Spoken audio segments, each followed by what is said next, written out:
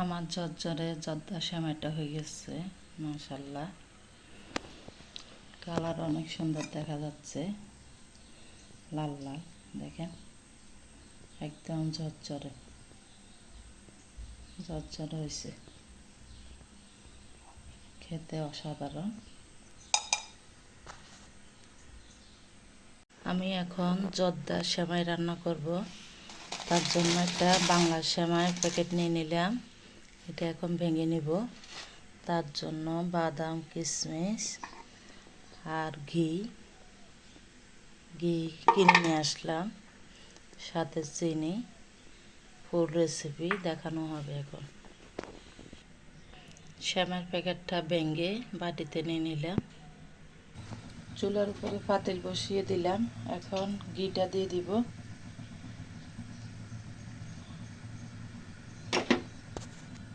দিয়ে দেবো এখন বাদাম। আমার কাছে কাঠবাদাম নেই, সেই জন্য আমি বাদাম এটা দিচ্ছি। আগুন একদম লোতে আছে, বেশি দিলে দিতে হয়ে যাবে। দিয়ে দেব কিশমিশ, দিয়ে দিলাম নারকেল। এখন ভালোভাবে ভেজে নিব। নারকেল থেকে যে পানিটা কাটবে এটা শুকিয়ে ফেলতে হবে। আমার নারকেলটা ডিপ ফ্রিজে ছিল, সেই জন্য চারটা দেখা যাচ্ছে। এখন ভালোভাবে ভেজে নিব। ভাজা হয়ে গেছে, দেখেন কালারটা চেঞ্জ হয়ে গেছে। এখন সেমাইটা দিয়ে দিব। সেমাইটা দিয়ে দোনো হাতে লাড়তে হবে আস্তে আস্তে করে।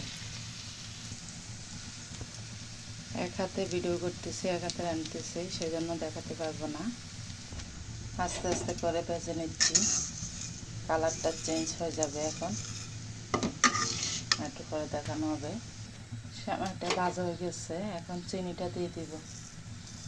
একবারে দিব না, হালকা দিয়ে দিলাম, একটু পরে দিব। বাকিটা দিয়ে দিব। এখন হালকা পানি দিব, হালকা পানি দিব, বেশি দিব না।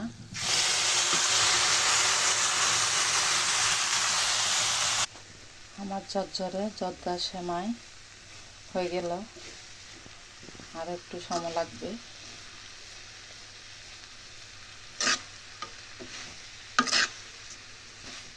আরও ঝরঝরে হবে।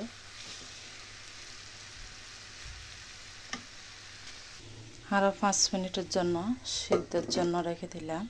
5 মিনিট পর দেখানো হবে। নিলাম, বিরিয়ানি রান্না করব।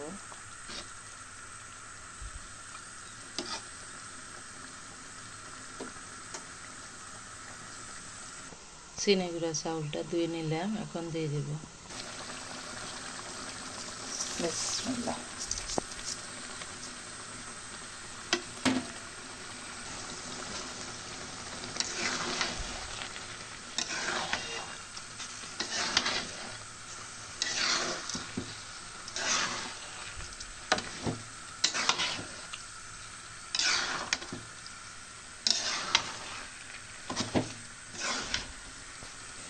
সকালবেলা জিনিসটা খেতে অসাধারণ, শসা দিয়ে খাওয়া হবে।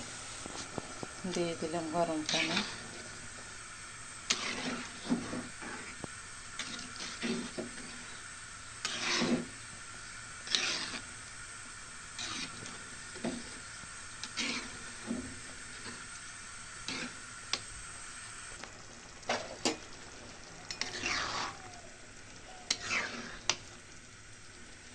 ফ্রাই হয়ে গেছে, আর একটু লাগবে।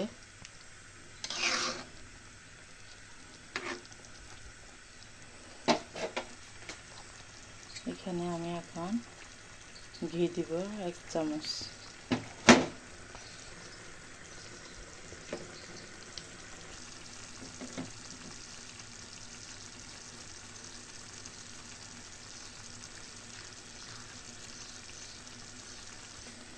ঘিটা দিয়ে দেওয়ার পরে ভালোভাবে মেখে নিব। গ্রান বের হচ্ছে।